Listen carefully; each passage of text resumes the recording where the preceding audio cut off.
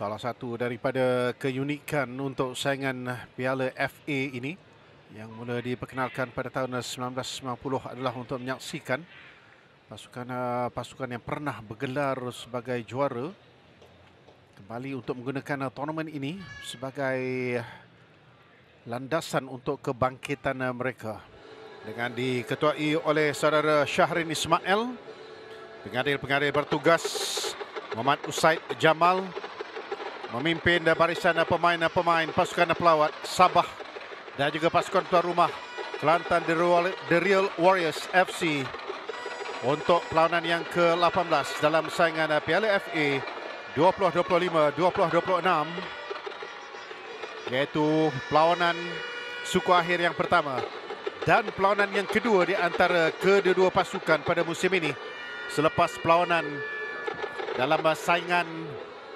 Liga Super yang dilangsungkan di Ligi KAS berakhir dengan keputusan seri tanpa jaringan. Dengan kita melihat, kalau dilihatkan kepada saingan di Liga Super, Sabah di tangga yang ke-12 di zon penyingkiran, sementara Kelantan pula di tengah-tengah, iaitu di tangga yang ke-6 selepas 7 perlawanan. Alhamdulillah, cuaca yang baik untuk mengharapkan perlawanan yang baik juga daripada kedua-dua pasukan dalam perlawanan yang ke-18 untuk saingan Piala FA ini. Pasukan pun keluar di seberang sana untuk lontaran ke dalam.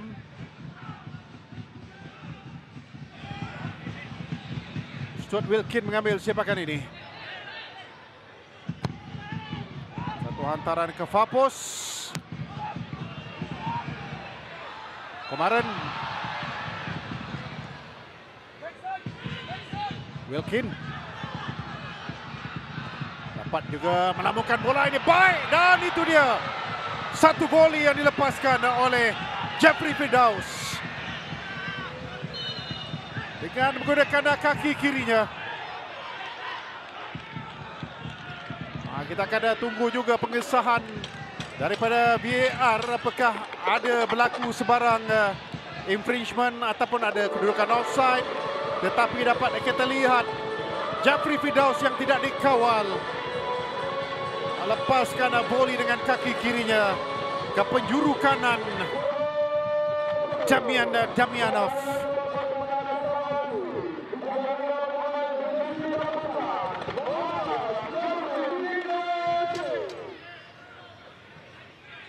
Rakesh sebagai gandingan utama di barisan pertahanan.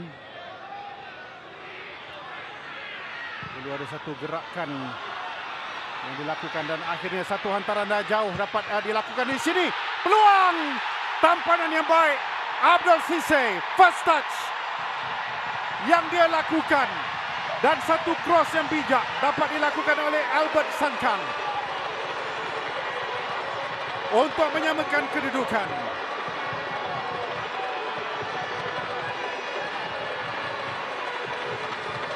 Akmal Rizal menyaksikan jaringan pertamanya sebagai pengendali Kelantan The Real Warriors yang dapat dilakukan oleh Abdul Sise. Bijak kedua-duanya, cross yang baik dari Albert dan tampanan yang dilakukan oleh Sise itu terus ke sudut kanan Damian Lim.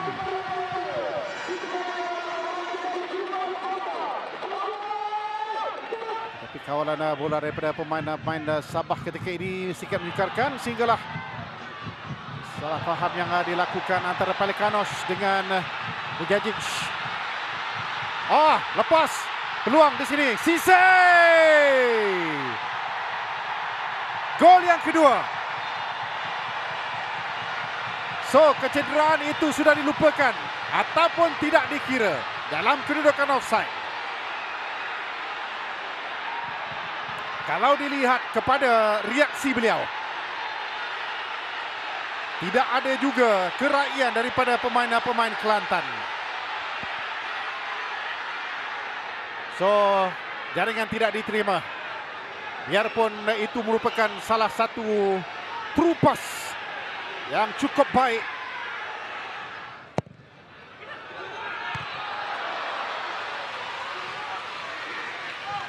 Wilson hanya sampai kepada Pelicanos.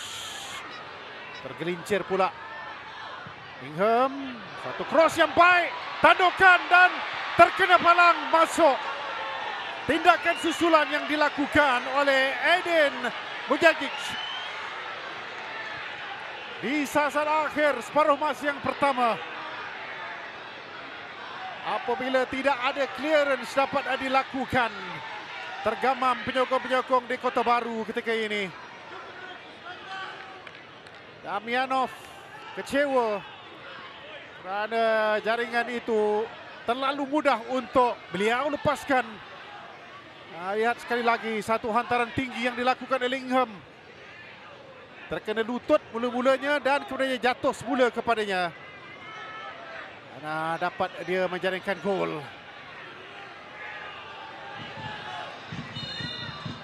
Azam melakukan larian dan merembat. Dapat ditepis. Tindakan susulan dari Azwan Arifin.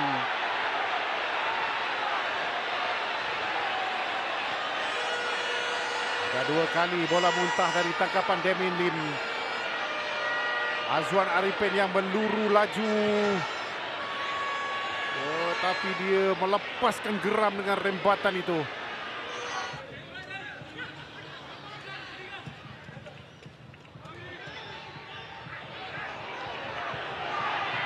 Albert jauh ke seberang sana. Simon Limbo. Satu turning yang dilakukan. Tampanan Azam Azeh peluang. Tetapi dinafikan. Dengan satu blok yang penting.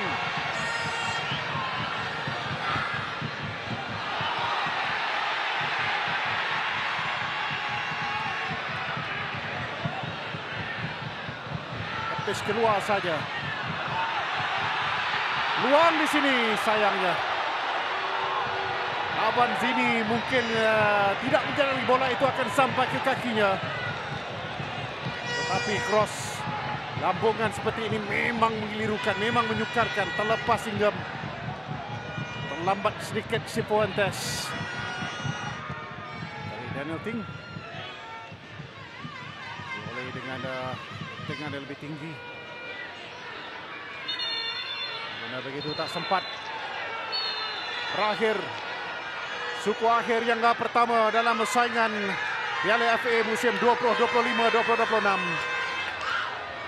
Kelantan Derel Warriors yang beraksi di Stadium Sultan Muhammad keempat Kota Baru terpaksa akur dengan kekalahan tipis ini.